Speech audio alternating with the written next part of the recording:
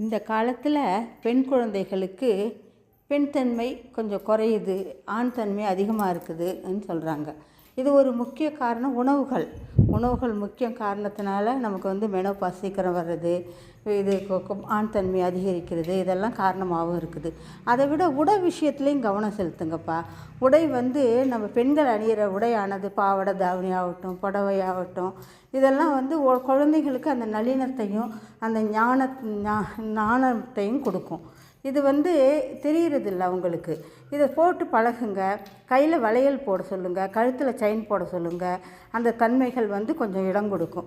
இதை நம்ம சின்ன குழந்தைகள் கேள்விப்பட்டிருக்கோம் இல்லையா? ஆண் குழந்தைகளுக்கு வளையலுக்கு 1 வயசு ஆகிடுத்து கைட்டும்பாங்க. என்ன, அதெல்லாம் ஒரு முக்கிய காரணம். இதெல்லாம் வச்சு தான் அந்த காலத்தில் இது பண்ணாங்க. அது மாதிரி இந்த பெண் குழந்தைங்களை பெண்மையாக வளங்க. அப்போ தான் பெண்மை நல்லாயிருக்கும். அவங்க உடல் ஆரோக்கியம், மன ஆரோக்கியம் ரெண்டுமே நல்லாயிருக்கும். புரியுதா? நன்றி, வணக்கம்.